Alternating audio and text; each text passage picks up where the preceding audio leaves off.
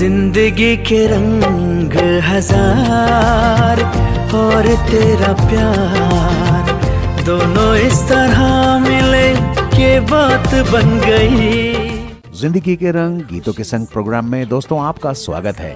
आइए आपको मिलवाते हैं हमारे आपके जैसे सज्जनों और महिलाओं से, जिनकी बातें सुनकर, जिनसे बातचीत करके आपको बड़ा मजा आएगा और उन्हीं के पसंद के गीत भी हम इस प्रोग्राम में सुनेंगे। तो चलिए शुरू करते हैं इस प्रोग्राम को। दोनों इस तरह मिले कि बात बन गई, हर खुशी सिमट के तेरा साथ बन गई। नमस्कार श्रोताओं, आप सुन रहे हैं कार्यक्रम जिंदगी के रंग गीतों के संग। और दोस्तों, आज का रंग है रिश्तों में गर्माहट या वार्मथ का। मैं आपका दोस्त आलोक कुमार हमेशा की तरह आपसे मुखातिब हूं। दोस्तों, आज सबसे पहले आपके साथ एक अच्छी खबर शेयर करना चाहता हूं। आपका अपना ये शो अब देश के कई भागों में सुना जाने लगा है और वहां के लिसनर्स अब इस शो से जुड़ने लग गए हैं। आज हमारे साथ मेहमान दक्षिण भारत के एक बड़े शहर बेंगलोर से हैं। तो चलिए आज के प्रोग्राम की शुरुआत करते हैं। दोस्तों, कुछ लोग सिर्फ अपने काम से जाने जाते हैं, कुछ लोग अपनी पॉजिटिव एनर्जी और मुस्कान से दिलों में बस जाते हैं। आज हमारे साथ है एक ऐसी ही शख्सियत, धनलक्ष्मी नंदा, जिनकी पहचान है डेडिकेशन, बैलेंस और एक बेहद खूबसूरत सोल। 12 साल से ज्यादा का एक्सपीरियंस एडमिनिस्ट्रेशन और फैसिलिटी मैनेजमेंट में है, लेकिन साथ ही लोगों के साथ जुड़ाव, अपनापन और इंस्पिरेशन बनाए रखना, यही उनकी असली पहचान है। Miss and Mrs international beauty pageant Goa में ब्यूटी विद ब्रेन्स का खिताब पाने वाली धनलक्ष्मी अपने कॉन्फिडेंस और कामनेस से हर किसी को इंस्पायर करती है। इस्कॉन के भगवत गीता कोर्स और आर्ट ऑफ लिविंग के हैप्पीनेस प्रोग्राम से उन्होंने सीखा है कि असली सक्सेस वही है जो इनर पीस के साथ मिले। आज हम उनसे सुनेंगे उनकी जर्नी, एक ऐसी यात्रा जिसमें डिसिप्लिन है, डिवोशन है और एक नेवर गिव अप स्पिरिट भी। वेलकम धनलक्ष्मी जी, आपका बहुत बहुत स्वागत है। धन्यवाद आलोक जी, बहुत खुशी है आज इस खूबसूरत मंच पर आने के लिए, और लिजनर्स को भी मेरा हेलो है। तो धनलक्ष्मी जी, शुरुआत करते हैं आज के पहले सवाल से। आपकी प्रोफेशनल जर्नी बहुत इंस्पायरिंग रही है। एडमिनिस्ट्रेशन और पीपल मैनेजमेंट में आपकी शुरुआत कैसे हुई? ये सब कैसे शुरू हुआ? आलोक जी, शुरुआत बहुत साधारण थी। बस काम को पूरी ईमानदारी से करने का मन था, पर धीरे धीरे समझ आया कि फील्ड सिर्फ सिस्टम्स की नहीं, लोगों के साथ जुड़ाव की भी है। हर दिन कुछ नया सीखने की चाह ने मुझे यहाँ तक पहुंचाया। तो इस स्ट्रक्चर्ड फील्ड में आप रोज कैसे एक ह्यूमन टच और वार्मथ बनाए रखती हैं? ये बहुत मुश्किल काम है, एक कॉर्पोरेट लाइफ में इस तरह का बनाए रखना। How do you manage that? मैं मानती हूँ कि प्रोसेस के पीछे एक इंसान होता है। अगर हम उन्हें रेस्पेक्ट और वार्म से ट्रीट करें तो हम अपने आप सुंदर बन जाता है। काम अपना काम सुंदर बन जाता है। मतलब आपका मतलब है कि कोई भी प्रोसेस हो, लेकिन उसके पीछे एक इंसान ही होता है, and that makes it beautiful, wonderful. ये हाँ, हर प्रोसेस के पीछे एक इंसान ही होता है, क्योंकि वो जो भी काम बनता है इंसान से ही बनता है, मगर उसको थोड़ा सा रेस्पेक्ट और थोड़ा सा नरम और वार्म से करते हैं ना, तो ये काम अच्छे से बन जाता है। बहुत खूब। तो आप हमेशा लोगों की मदद के लिए आगे रहती है। ये कंपैशन और सेंसिटिविटी आप पे कहाँ से आती है? क्या आपकी फैमिली में कोई ऐसी बात है, या किस तरह से आप ये सब करती हैं? पता नहीं, मैं अपने नाना नानी के साथ पली हुई हूँ, जो मेरे को ना उनसे बहुत कुछ सीखी हूँ। तो ये भी उन्हीं से आया है, और बढ़ते बढ़ते मेरे पापा, मम्मी और मेरा दादा दादी, ये भी हमें थोड़ा इनके साथ इमोशनली ग्रो हुई हूँ कि ऐसे उनके साथ मिली हूँ कि किसी को भी बुरा मत करो, मगर अच्छा नहीं करने के लिए नहीं होता है तो बुरा भी मत करो, मगर कहीं पे भी मदद कर सकती हो तो थोड़ा सा हाथ बढ़ा दो, और उस वो उस दिन उसका इंसान का अच्छा हो जाएगा करके। मतलब you are always ready to extend a hand, बिल्कुल, बहुत बहुत ब्यूटीफुल बात है। हाँ, वो मैं मानती हूँ कि हर रोज हम निकलते हैं, अपना काम के लिए निकलते हैं, मगर जाते जाते कहीं पे भी, जैसे जैसे मैं रोज मेट्रो में जाती हूँ, वहां पे थोड़ा एक एक बार मैं उस इंसिडेंट से मिल चुकी हूँ कि एक लड़की अचानक से गिर गई प्लेटफॉर्म पे, ट्रेन से उतरते, तो उसका थोड़ा यानी कि वो बेहोश हो गई।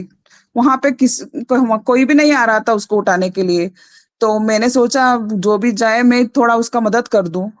बाद में थोड़ा वो संभलने के बाद मैं अपना ऑफिस निकल गई। ऐसा ऐसा मौका आता है, मगर हमको थोड़ा वहां पे थोड़ा सा टाइम देना पड़ेगा, 5-10 मिनट देना पड़ेगा, नहीं तो वो लड़की का जान भी जा सकता था, कुछ उसका लो शुगर हो गया था। ऐसा मौका ना आए तो थोड़ा सा हाथ बटाने से हमारा कुछ भी नहीं जाता है। ब्यूटीफुल। ये आज की जो अर्बन लाइफ है या मेट्रो लाइफ में लोग इंडिफरेंट हो गए हैं। किसी की भी कोई भी दिक्कत आ जाती है, कोई प्रॉब्लम हो जाती है, दे जस्ट वॉक ऑफ। तो ये बहुत हाँ, ब्यूटीफुल चीज है। आपको बताइए, कोई ऐसा पल याद है जब आपने और किसी कठिन समय में या डिफिकल्ट टाइम्स में सपोर्ट किया हो, ऑफिस में या फैमिली में, और खुद भी उससे इमोशनली ग्रो किया हो? Do you have any such incidents? ये मेरे को ना, मैंने ये जब मेरा 2008 में जब मैं कंपनी में काम कर रही थी, तब एक लड़का था, एक हाउसकीपिंग लड़का था।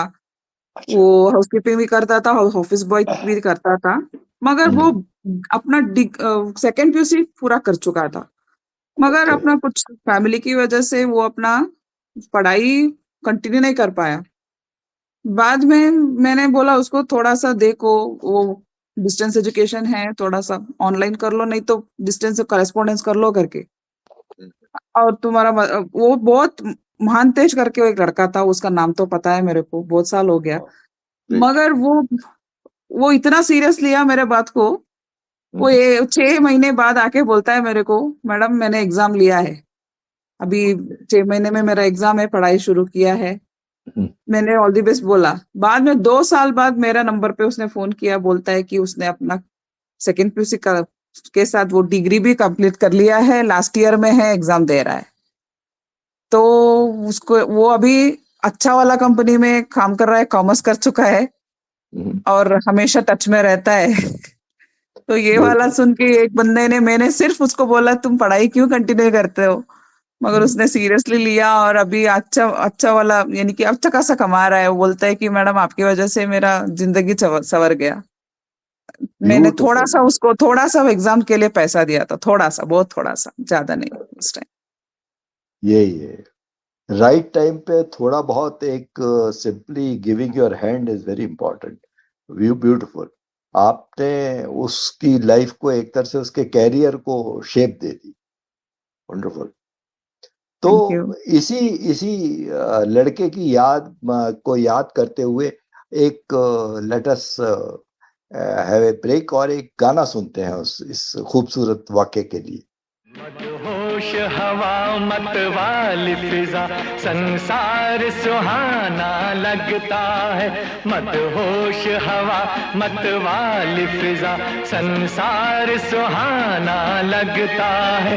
कर लेना किसी से प्यार, कहीं दिल अपना दीवाना लगता है। मदहोश हवा मत वाली फिजा, संसार सुहाना लगता है।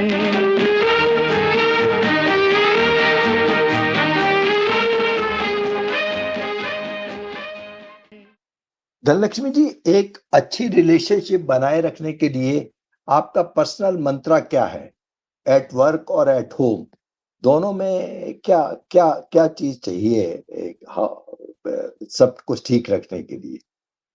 What do you think? बहुत सिंपल है, बहुत बहुत सिंपल है। पहला रेस्पेक्ट है, फिर लिसन यानी कि सुनना है, और बाद में केयर करना है। अगर हम सच में सुनते हैं और समझते हैं तो रिश्ते अपने आप गहरे ही हो जाते हैं। मतलब लिसनिंग इज वेरी इंपॉर्टेंट, एक रेस्पेक्ट हाँ, देना इंपॉर्टेंट है, हाँ, और very good, very good. Listening उनका इज वेरी केयर करना इंपॉर्टेंट। है। केयर, जब उनको केयर हमारा करना, जरूरत रहता है तो थोड़ा सा उनको केयर करना पड़ेगा। कंसर्न दिखाना, केयर करना बहुत इंपॉर्टेंट हाँ, है, ये क्योंकि मानती हूँ मैं। आजकल, बिल्कुल, तो आजकल लोग बोलते ज्यादा हैं, सुनते कम है। जो listening is very important, very आजकल राइटली सेड। आजकल यानी क्या हो गया है कि मोबाइल का जमाना हो गया है कोविड के बाद में। हाँ, तो हम बोलते रहते हैं मगर सुनने के लिए कोई नहीं रहता है, क्योंकि अपने फोन में अपने इसमें बिजी रहते हैं। मगर थोड़ा सा वक्त अपना फोन ऑफ करके उन तक को थोड़ा सुन लीजिए, तो वहां पे तो आपको तो थोड़ा यानी कि प्रॉब्लम पता चल जाएगा, आप उसको सोल्यूशन दे सकते हैं और मदद हो जाता है उनका। ये कोई भी हो, ऑफिस में हो, घर में हो, कहीं पे भी रिश्ता उनसे इतना गहरा हो जाता है। गुड। आप कहती हैं nothing is impossible if the heart believes. जब लाइफ टफ होती है, तब आप खुद को कैसे मोटिवेट करती हैं? भगवत गीता में एक लाइन याद करती हूँ, कर्म करो, फल की चिंता मत करो। यही मुझे ग्राउंडेड रखती है। मैं अपना सिर्फ कर्म करती जाती हूँ, उसका फल मैं कभी भी मैं ना एक्सपेक्ट नहीं करती हूँ। तो बिना एक्सपेक्ट किए हम चले जाते हैं ना, तब कहीं ना कहीं हमको ना वो मिल जाता है। हमको पता भी नहीं चलता है, मगर पता चलता है तो ऐसा लगता है कि हाँ, ये तो हो गया ना, ऐसा होता अच्छा, है। ओके। एक वर्किंग मदर हैं शायद आप, तो वर्किंग मदर होने की वजह से आप प्रोफेशनल और पर्सनल लाइफ में बैलेंस कैसे मेंटेन करती मेरा 3 बेटियां हैं। हैं? परफेक्ट पेंसिल बैलेंस तो कभी भी नहीं होता है, लेकिन पीसफुल बैलेंस जरूर होता है। प्लानिंग और परिवार का सपोर्ट बहुत मदद करता है।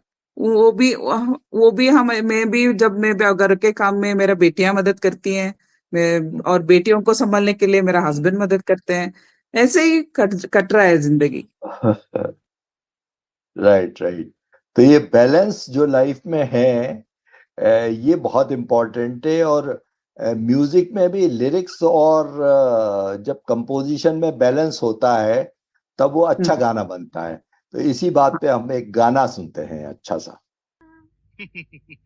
हंसो मत, बोलो। सा सा रे रे गा गा मा मा पा पा पा पा पा पा पा।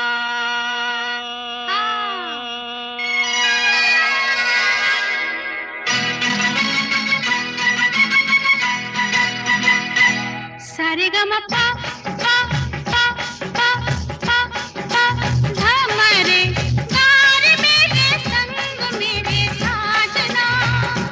सारे गा मा पा पा पा पा पा पा धा मा रे गा रे मेरे संग मेरे साजना। धा मा धा तू मेरा, मा रे मा मैं तेरी, चल गा रे मेरे संग मेरे साजना।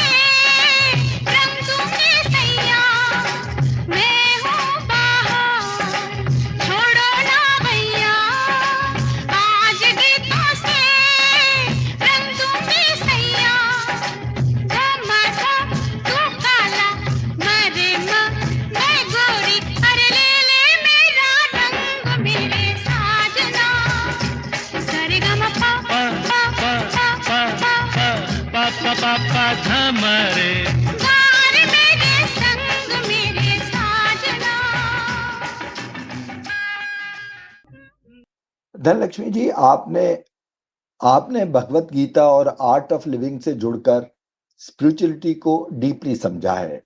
इससे आपकी थिंकिंग में क्या बदलाव आया है? भगवत गीता और आर्ट ऑफ लिविंग का जो कोर्स था उसके करने के बाद हर सिचुएशन को एक्सेप्ट और गाइडेंस एक्सेप्टेंस करना बहुत जरूरी है, वो मैंने समझा। और ग्रैटिट्यूड से देखती हूँ जो भी लाइक मेरे को अभी मैं कुछ अच्छा किया, मैंने नहीं तो मेरे को किसी ने मदद किया तो मैं उनसे ग्रैटिट्यूड देखती हूँ। और लाइफ में शांति अंदर से आती है, बाहर से तो नहीं। जैसे कि हम लोग थोड़ा डिस्टर्ब होते हैं तो आर्ट ऑफ लिविंग से सीखा है कि सांस ले कैसे लेना है, तो वो है आर्ट ऑफ लिविंग का बेसिक वाला, जहां से हम लोगों को सिखाते हैं आप सांस कैसे लेते हैं जब कहीं पे भी अटक जाते हैं, तो उससे हमको लाइफ में बहुत शांति मिलती है। और सिचुएशन जो भी हो उससे हम भाग नहीं सकते हैं। जैसे कि मैं माँ हूँ, 3 बेटियों की माँ हूँ, मेरा तो बहुत रिस्पॉन्सिबिलिटी रहता है और ऑफिस में भी बहुत सारा रिस्पॉन्सिबिलिटी रहता है, मगर इससे मैं भाग नहीं सकती हूँ। मेरे को ना एक्सेप्ट करना है और इस काम को मेरे को ही करना है, ऐसा सोच के ना आप थोड़ा सांस अंदर से बाहर डीपली लेंगे और थोड़ा सा शांति करेंगे अपने मन को, बाद में आपको ना ट्रैक पे आ जाएंगे और सब कुछ हो जाता है। तो आपका मतलब है कि जो ब्रीदिंग है वो एक तरह से स्ट्रेस को रिलीव करती है या उससे स्ट्रेस में कमी आती है? Breathing is important, very much important. हम ना गड़बड़ी में हर रोज के लाइफ का ये झंझट में सांस लेना और छोड़ना भूल जाते हैं। सांस अटका रहता है हमारा छाती पे।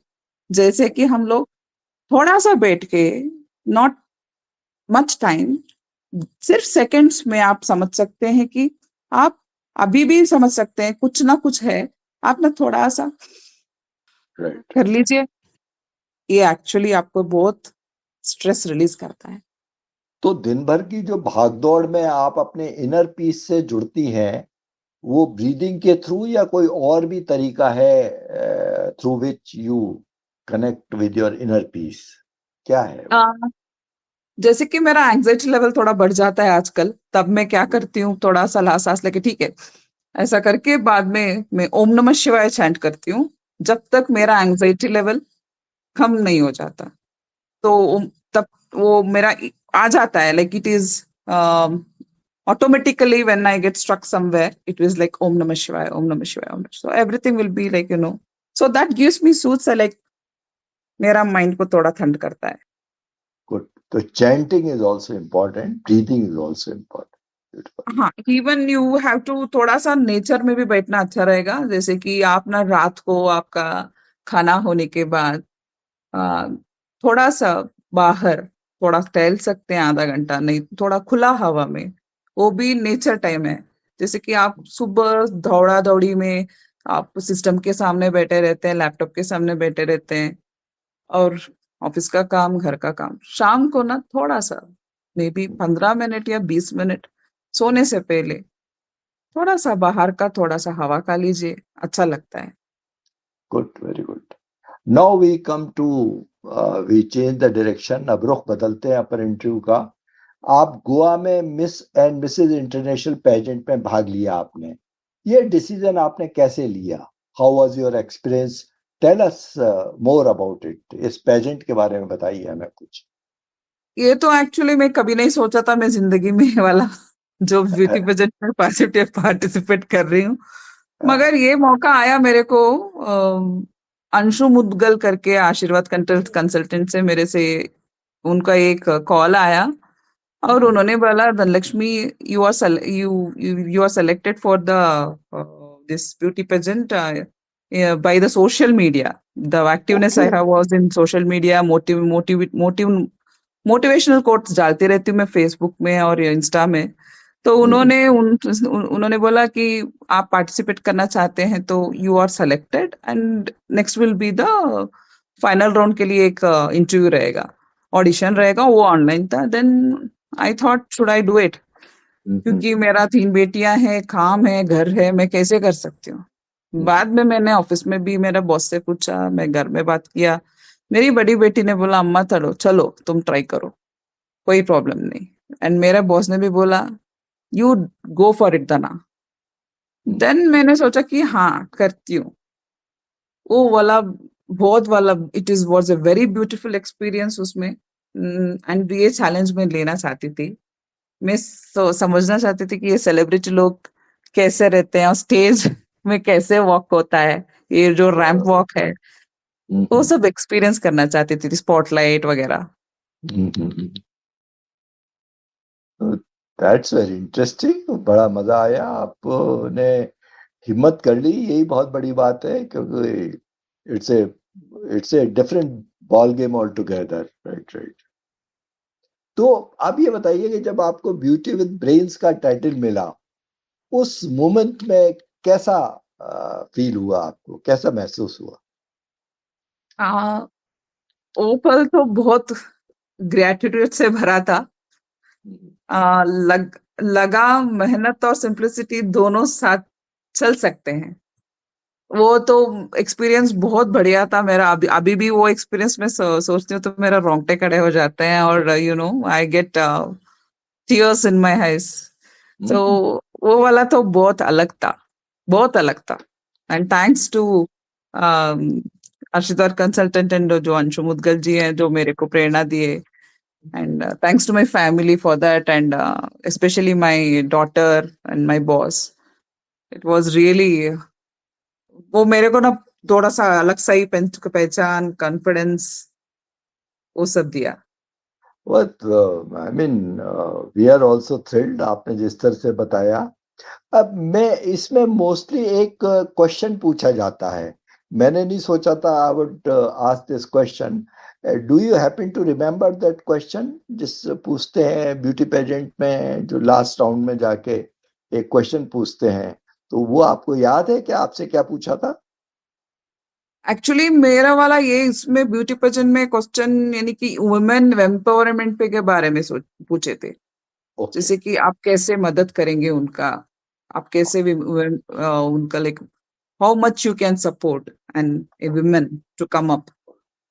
It was related to this thing. Very good. Yes, जैसे कि ना उसमें क्या होता है थोड़ा लाइक बहुत सारे औरतें उधर है सुन रहे होंगे मेरे को आप। मैं हमेशा आपको ऐसे ही बोलती हूँ, लड़की हो या औरत हो, शादीशुदा हो नहीं तो सिंगल हो, ऐसा मौका ऐसा टाइम आता है जिंदगी में जहाँ पे आप बहुत डाउन हो जाते हो, मगर जब वो डाउन आता है, वो जो डिप्रेशन आता है, मगर उसको फाइट करके जो उठता है ना, वो जिंदगी में कभी भी हारता नहीं है, जीतते ही जाता है। तो whoever are listening, women, men or whoever are listening to me now, just एक मंत्रा है जिंदगी में, हर किसी को कभी भी ना गिव अप नहीं करना है। You please get up and fight and you will meet your dreams. कभी भी गिव अप मत करना प्लीज। गुड। तो इसी स्ट्रेंथ और विमेन एम्पावरमेंट के नाम पे हम एक गाना एंजॉय करते हैं आज, धनलक्ष्मी जी की पसंद का।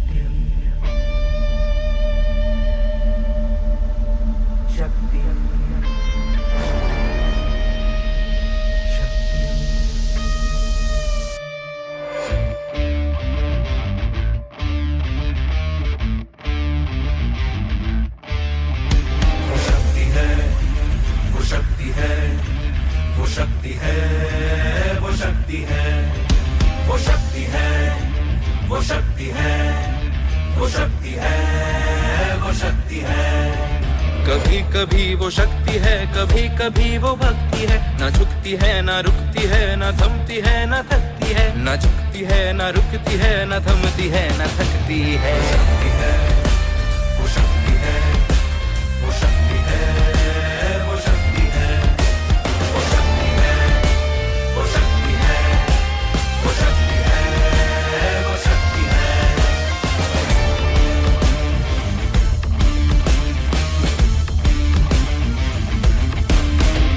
वो शक्ति है कि जिसको अपनी शक्तियों का ज्ञान है जिसके हाथ में कमान लक्ष्य पर ही ध्यान है, जो चक्रवात की लहर के सर पे चढ़ के झूम ले, कि प्रश्न चिन्ह तोड़ कर जो उत्तरों को चूम ले। शक्ति है, वो शक्ति है, वो शक्ति है, वो शक्ति है, वो शक्ति है, वो शक्ति है, वो शक्ति है, वो शक्ति है।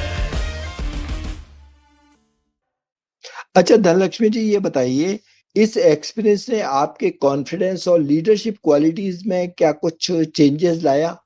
ये जो पूरा एक्सपीरियंस रहा ब्यूटी पेजेंट का। बहुत फर्क आया है। अब हर मंच पे मेरे लिए एक्सप्रेशन का प्लेटफॉर्म बन गया है, और कंपटीशन कभी भी नहीं करती हूँ मैं, सिर्फ पार्टिसिपेट करती हूँ। चलिए धनलक्ष्मी जी, अब एक और रुख बदलते हैं। आपको डांसिंग, कुकिंग और रीडिंग बहुत पसंद है। ये हॉबीज आपके जीवन में क्या रंग भरती है? आपकी पसंदीदा किताब का अगर कोई हो तो प्लीज हमारे साथ शेयर कीजिए। बिल्कुल। डांस में जब भी म्यूजिक सुनती हूँ ना, तो मुझे ना उड़ान देता है डांस करने से, जैसे कि मैं ऐसा like I fly. And cooking मुझे ग्राउंड करती है, क्योंकि मेरे बच्चों लोग का जो भी मैं पसंदीदा उनका डिशेस में प्रिपेयर करती हूँ, तो उसका जो फीडबैक आता है, यानी कि वो लोग मेरे को बोलते हैं अम्मा ये बहुत अच्छा बना है, वो मेरे को ग्राउंड करती है। और थोड़ा रीडिंग भी करती हूँ कभी कभार, जब फुर्सत मिल जाता है काम से, दोनों घर से या ऑफिस से। वो सोचने की गहराई देता है, यानी कि मैं सोचने के लिए मैंने थोड़ा डीपली जाने का, वो ये ऐसा है नहीं है तो ऐसा कैसा है, थोड़ा सा वो सिखाता है। किताब पढ़ने से ये वाला सोच तो आता है।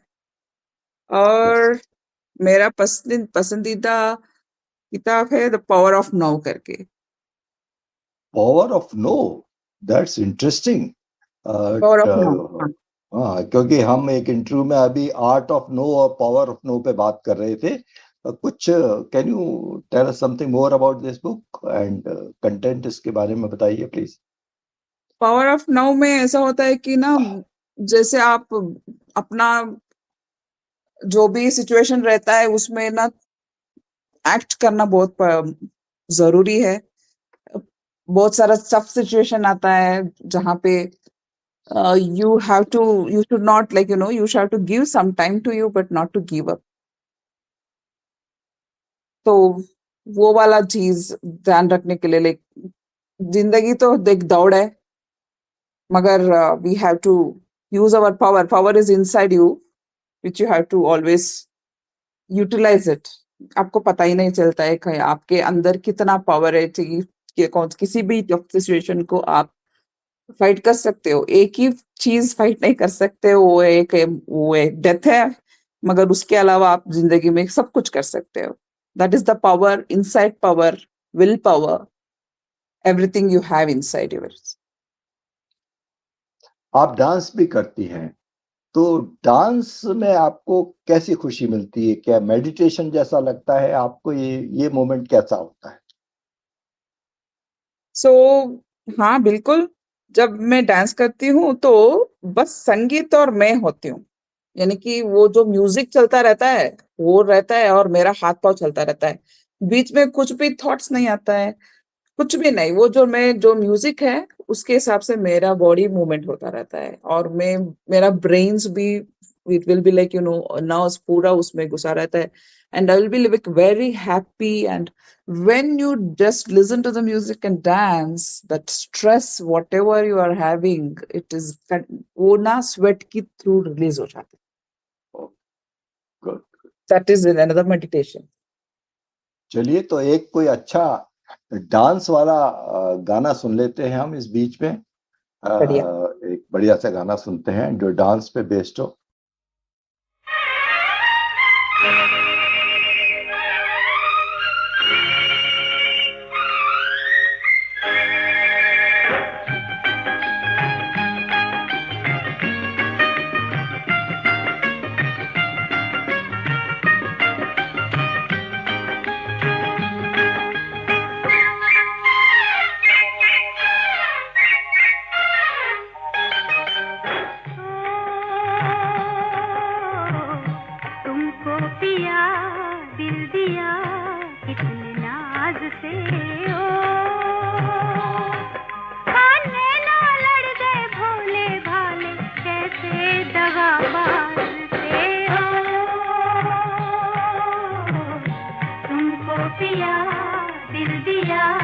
कितने नाज से ओ नैना लड़ गए भोले भाले कैसे दगाबाज से ओ तुमको पिया दिल दिया कितने नाज से ओ धनलक्ष्मी जी, म्यूजिक आपको दिल को बहुत ज्यादा छूता है। डिवोशनल पसंद है, क्लासिकल, लाइट या जॉयफुल सॉन्ग्स? कौन सा गाना आपको पसंद है? मेरा लालोक जी, मैं सुबह में जब अपने ऑफिस के लिए निकलती हूँ, सब काम खत्म करके, मैं हर रोज मेरा एक स्केड्यूल है। जैसे मैं मेट्रो में चढ़ जाती हूँ, अपना ब्लूटूथ लगाती हूँ और मैं डिवोशनल सॉन्ग सुनती हूँ सुबह। वो आदित्य हृदय स्तोत्रम करके है, हर रोज सुनती हूँ मैं। और उसके बाद मेरा फोन में वो ट्यून अप हो गया है, जैसे कि उसके पीछे पीछे डिवोशनल सॉन्ग आ जाता है सुबह सुबह, वो मैं सुनती हूँ। जस्ट वहां पे मेरे को आगे लाइक पूरा डे एनर्जेटिक रखता है, पीसफुल रखता है। पर शाम को मैं क्या करती हूँ, मेरे को ना ऑफिस में बहुत काम रहता है, उसको ना थोड़ा सा मेरे को एनर्जी और बचा रहने रखने के लिए वापस मैं सुनती हूँ पूरा बॉलीवुड या मेरा सैंडलवुड का जो भी जोश भरा गाना, डांस वाला गाना है, जो तुम आपको ना जोश जोश देता है आके घर में खाना बनाने के लिए और सारा। हाँ। तो मेरा है, रूटीन है, हर रोज ये करती हूँ मैं। अच्छा, would you like to sing 1 or 2 lines for us? कोई ऐसा फेवरेट सॉन्ग हो, आपको मन कर रहा हो कि आज गा के सुना दो इनको? अगर आप, if you want, please, you welcome. अजीब दास्ता है ये, कहाँ शुरू कहाँ खत्म, ये मंजिलें है कौन सी, ना सुन, मैं भूल गई, सॉरी। हाँ हाँ, नहीं नहीं नहीं, आपने अच्छा गाया। ना सुन सके ना हम, हाँ, लेकिन कोई बात हाँ नहीं, बहुत अच्छा गाया आपने, बहुत। अब थोड़ा सा आपकी बेटियों के बारे में बात करते हैं। आपने बताया आप 3 बेटियों की माँ हैं, तो 3 बेटियों की माँ होने के नाते आप आज दुनिया को कैसे देखती है? क्या परसेप्शन चेंज हो जाता है दुनिया को देखने का? ये वाला जो 3 बेटियों की माँ हूँ, 2 बेटियां हुई तो ठीक था, तो 3 बेटियां, मेरा ना फर्क है, डिफरेंस है। मेरी पहली बेटी अभी 21 साल की है, वो एजुकेशन कंप्लीट कर चुकी है और जॉब ढूंढ रही है, एंड मेरे बहुत मदद करती है सब में, and she is the one who always inspires me, motivates me. And दूसरी बेटी है, वो जो अभी 11th में पढ़ रही है, एंड छोटू है, वो 6 साल की है, फर्स्ट स्टैंडर्ड में पढ़ रही है। तो ये एक्चुअली बहुत मैं तो प्राउड मदर हूँ 3 बेटियों की। एंड मगर जिंदगी में मैंने फेस किया है, जब मेरा तीसरी बेटी हुई, खुद अपना रिलेशंस थोड़ा बहुत कुछ सुनाते हैं कि मैं फूलिश थी, मैं बहुत लाइक बेवकूफ हूँ। जिस तो मैंने मेरा 3 बेटियां हैं, तुम दोनों बेटियां होने के बाद भी तुमने तीसरा वाला बेटी हो गई। मैं बेटे के लिए सोचा था, मगर it's okay, I am happy, we are happy. But बहुत सारे लोग हैं अभी भी आपके इन एंड अराउंड जो रिलेशंस में बहुत रहते हैं, जो आपको बहुत कुछ सुनाते हैं। उसमें उठने के लिए थोड़ा सा मेरे को टाइम लगा, मैं उठ गई। मगर today I am proud mother of 3 daughters. That's it, I would like to say. Wonderful wonderful. तो ये मदरहुड ने बेसिकली आपको स्ट्रॉन्ग बनाया है या सॉफ्ट बना दिया है? क्योंकि बेटियों की मदर होना ये बहुत ही हिम्मत का काम है आज की दुनिया में। तो इससे क्या, हाउ डू यू फील, कैसा चेंजेस आता है आउटलुक में? मैं स्ट्रांग भी हूँ, सॉफ्ट भी हूँ। स्ट्रांग हूँ जब मेरा बेटियों के लिए कोई रॉन्ग सा कोई यानी कि अलग नजरिए से मेरे बेटियों को देखते हैं, वहां पे मैं बहुत स्ट्रांग बन जाती हूँ। मैं बेटियों के लिए मैं फाइट करती हूँ।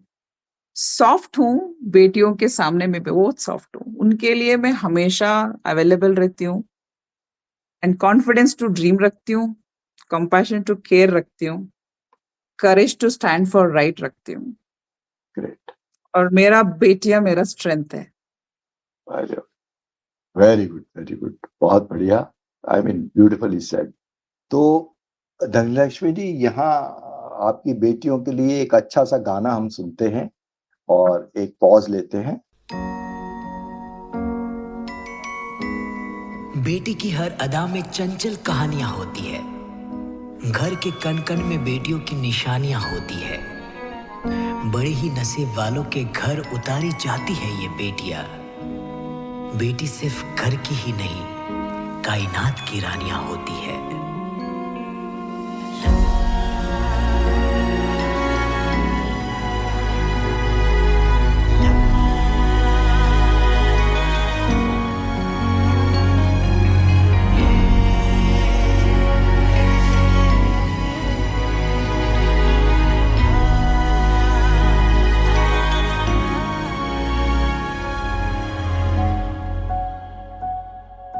जिनको है बेटियां वो ये कहते हैं, परियों के देश में वो तो रहते हैं। घर को जन्नत का नाम देते हैं। जिनको है बेटियां वो ये कहते हैं, परियों के देश में वो तो रहते हैं। घर को जन्नत का नाम देते हैं। जिनको है बेटियां वो ये कहते हैं।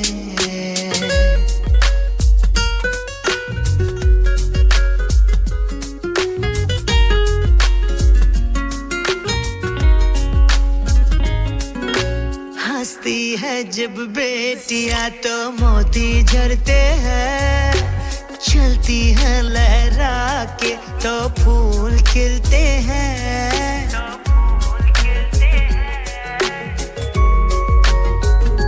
हो हंसती है जब बेटियां तो मोती झरते हैं। चलती है लहरा के तो फूल खिलते हैं। पलकी उठाती तो उजाले होते हैं।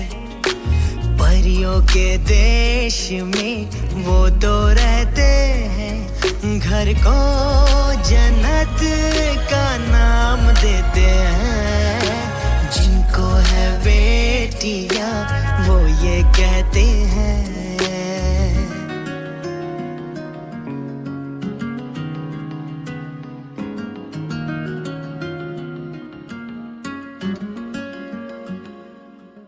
पायल की झंकार हो या चूड़ी की खनकार, बेटी की आवाज मानो वीणा और सितार।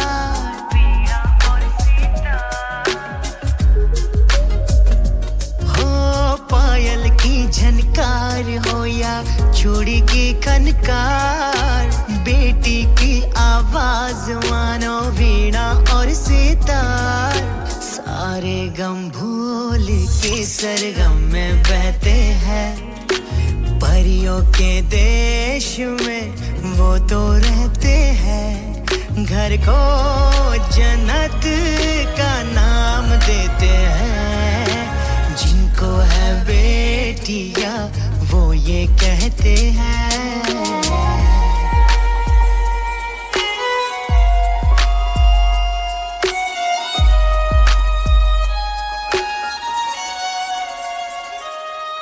लाखों मन्नत से होती है एक बेटी कबूल। बेटी तुलसी आंगन की ये नहीं बबूल।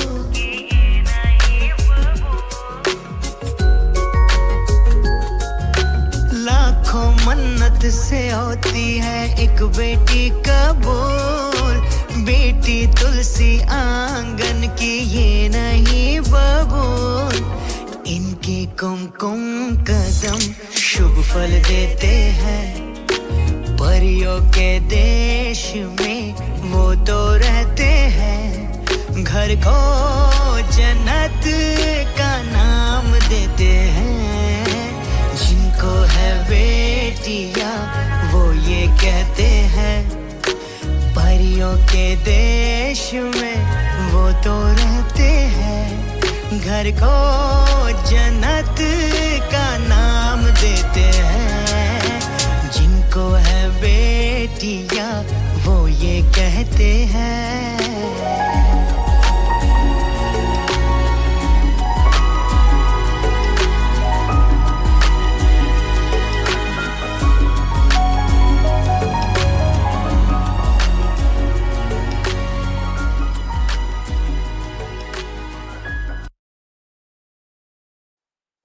Dhanlakshmi ji, now we have come to the last पायदान of our interview. तो लास्ट में अगर मैं आपको माइक दे दूं और कहूं कि आप हर महिला को कुछ कहना चाहें, तो आप क्या मैसेज देना चाहेंगे? मैं ये कहना चाहती हूँ कि अपने आप पर विश्वास रखिए। आप सिर्फ एक रोल नहीं, एक शक्ति हैं। चुपचाप चमकिए, मगर हमेशा चमकते रहिए। और आप कन्नड़ बोलती है ना, कन्नड़ा बोलती हैं? हाँ, अगर आप यही बात कन्नड़ा में कहना चाहें तो कैसे बोलेंगी?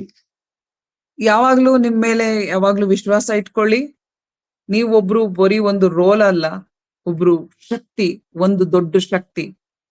ಸುಮ್ಮನೆ Wonderful. ಸೈಲೆಂಟ್ ಆಗಿ ಪ್ರಕಾಶಿಸಿ, ಮತ್ತೆ ಯಾವಾಗ್ಲೂನು ಒಂದು ನಕ್ಷತ್ರ ತರ ಪ್ರಕಾಶವಾನವಾಗೇ ಇರಿ.